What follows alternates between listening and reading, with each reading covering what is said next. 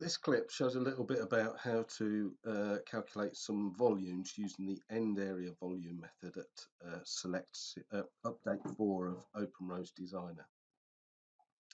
So we have a simple 2D drawing design here, created using our standard workspace and seed file, and I'm just going to open up a 3D view as well.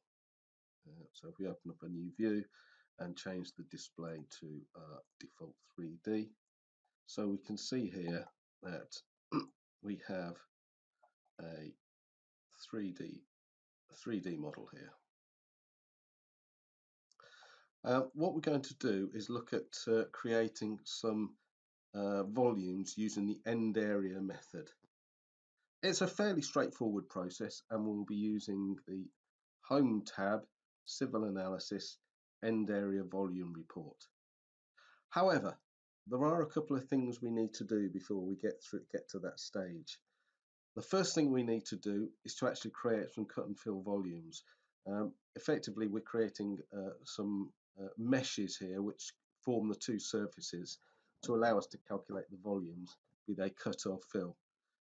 To do that, we can either go to Civil Analysis or we can go to Terrain, Volumes, Create Cut and Fill Volumes. Now, I'm going to use our standard feature definitions for this. These should be set up in the workspace, or you can create them yourself. So volumes for cut, volumes for fill, and really it's a feature definition that just shows us the difference between cut and fill. We can use the use unsuitable as well if we wish, but that would require modeling the topsoil strip as well. So I'm just going to use volume cut data point, volume fill data point. I'm not going to use unsuitable in this case. Data point to accept the selection, and away it goes, and it should create us our cut and fill meshes. Depending on the size of the model, it can take a little while to do. This is not a particularly big model, but you can see, it's doing a lot of work here, doing some calculations on the design surfaces and the ground surfaces, so it can take a little while to complete this work. When it does complete the work, we should see displayed both in the 2D and the 3D display are meshes for our cut and fill volumes.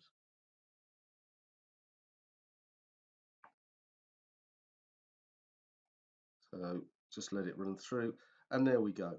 And we can see that we have different feature definitions for cut and fill. Now in this case, there's more cut than there is fill, but we can see here there's a slightly different mesh color down here for some fill here, but the majority of it is green, as you can see, which is our fill volume. Okay, so we've created our cut and fill volumes now, and as I say, these are just simple meshes. The next thing we need to do, because this is end area method, we need to create some sections through our models. And to do this, we need to go to Drawing Production and create some named boundaries. And we simply place some named boundaries, and this is so that it can calculate the volumes on each cross section and then do the simple end area volume calculation. So if we place our named boundaries, because we're looking at end area sections, we're going to use the cross section method, and we simply pick our reference string, and it gives it the name there. Start location, and we'll default to start. Stop location will default to the end. You can change the left and right offsets if you wish. I think we should be okay in this situation. And we can also change the interval if you want to get more detail. Of course, that then takes a little longer to do. So we simply data point to accept our sections, and you see the named boundaries then appear on our plan and our profile, our plan and our 3D model as well. So you can see it's cutting the section through our 3D model. We've now prepared everything, and it is simply a case of hitting the buttons that you want to create the analysis. So if we go to Civil Analysis, end area volume report. It should pick up our named boundary group automatically, and we simply data point to accept that. We can use a cut and fill factor if we wish. I'm going to use the default in this case of 1. And what we can also do, if we wish, for example, on areas around, we can choose to exclude certain sections. For example, if we have a bridge or something like that, and we simply pick the start section and pick the end section, and these will then be excluded from the volumetric calculation. We should see it when we see the report.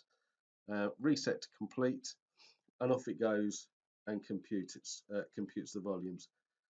Again, it's doing a fair amount of work here, so it can take a little bit of time for this to complete. Once it's completed, we'll be able to see some reports for the information that we've created here.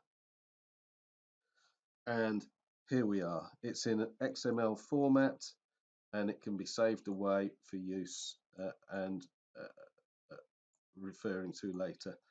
So as we can see here, it gives us a baseline, factor, area, and the volume and cut and fill volume.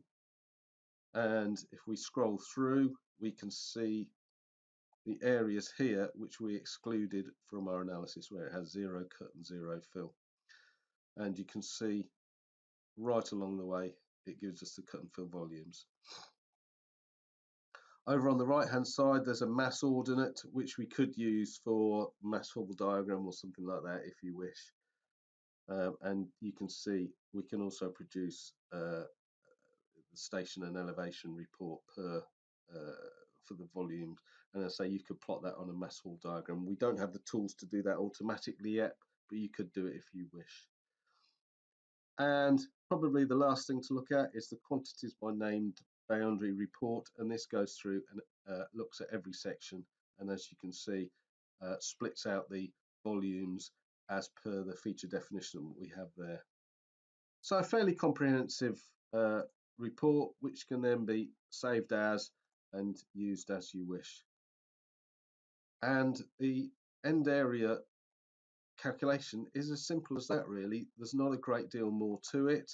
The key thing is that you must create your cut and fill volume meshes first, and you must create the named boundary cross section.